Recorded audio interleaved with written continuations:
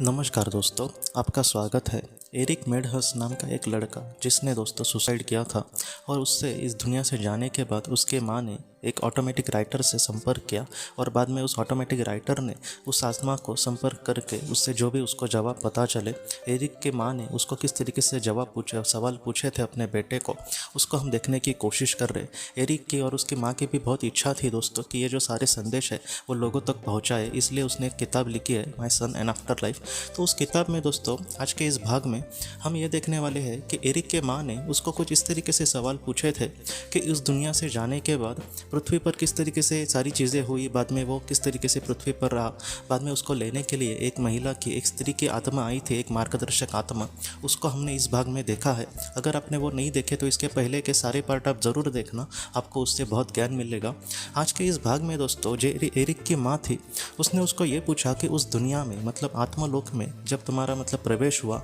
जो तुम्हें स्त्री आत्मा लेने के लिए आई थी, वहाँ पर जाने के बाद सबसे पहले क्या हुआ। तब एरिक ने दोस्तों कुछ इस तरीके से कहा है कि जब हम पृथ्वी पर जी रहे होते हैं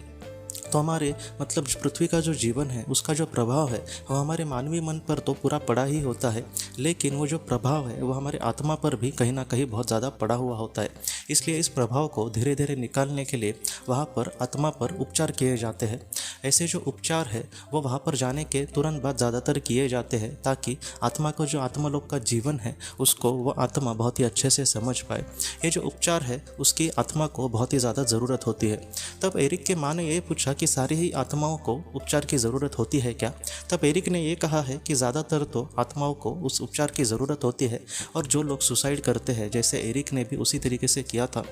तो ऐसे आत्माओं को तो बहुत ही ज़्यादा उपचार की ज़रूरत होती है। ये ज़रूरत क्यों हो सकती है दोस्तों, क्योंकि जो सुसाइड करते हैं वो थोड़े से नकारात्मक विचार या फिर थोड़े से सैड या फिर डिप्रेशन में चले जाते हैं, तो ऐसे वक्त में उनके मन को एक उपचार की बहुत ही ज़्यादा ज़रूरत होती है, तो इसलिए वहाँ पर उनके आत्मा पर उपचार किए जाते हैं। अब सबसे बड़ा सवाल यही आपको लगेगा कि उपचार आखिर किस तरीके से किए जाते हैं। तो वो उपचार मतलब कुछ अलग कुछ विशिष्ट होता है ऐसा नहीं दोस्तों, ज़्यादातर एक आराम का कक्ष होता है, वहाँ पर उस आत्मा को एक बेड पर इस तरीके से लेटाया मतलब लेटने के लिए कहा जाता है, और उसके मन से दोस्तों जो भी नेगेटिव बातें होंगी, जो भी नेगेटिव उसके विचार होंगे, वो सारे चीज़ें को मतलब निकाला जाता है, और उसमें दोस्तों पॉजिटिव मतलब कहीं ना कहीं उस आत्मलोक के जिस तरीके से जीवन को उसको अभी आगे बढ़ना है,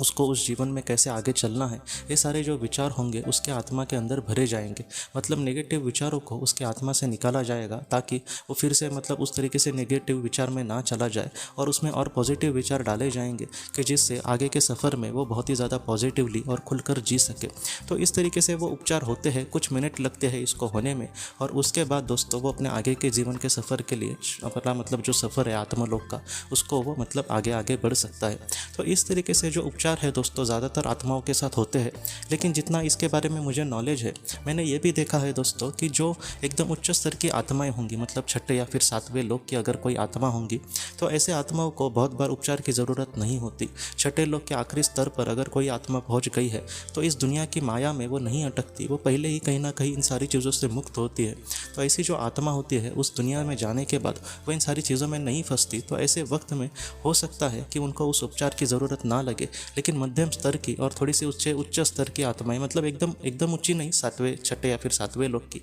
लेकिन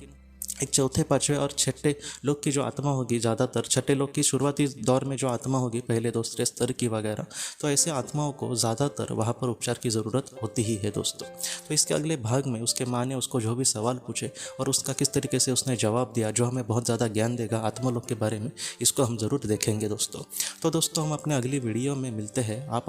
अपने परिवार का ख्याल रखना। आपका बहुत बहुत धन्यवाद। जिंदगी की रोशनी ये एक कंसल्टेंसी है जो ऐसे लोगों को मदद करने की कोशिश करती है जिन्होंने किसी अपने को खोया है, या फिर जो लोग अपने जीवन में बहुत ही ज़्यादा दुखी है। जो लोग इस संस्था के साथ जुड़ते हैं उन्हें पास्ट लाइफ रिग्रेशन की ऑडियोज़ भेजी जाएगी, जिससे घर बैठे वह पास्ट लाइफ रिग्रेशन का अभ्यास कर सकते हैं, और उन्हें 5 मेडिटेशन ध्यान की भी ऑडियोज़ भेजी जाएगी, और इसके साथ साथ उन्हें PDF किताबें भेजी जाएंगी जो हिंदी और अंग्रेज़ी में है, जो मोबाइल पर या फिर लैपटॉप पर आप उसे पढ़ सकते हैं, और 10 ऑडियो बुक्स भी आपको भेजी जाएंगी। तो दोस्तों अगर आप इस संस्था के साथ जुड़ना चाहते हैं तो कृपया इस नंबर पे व्हाट्सएप मैसेज करें। आपका बहुत बहुत धन्यवाद।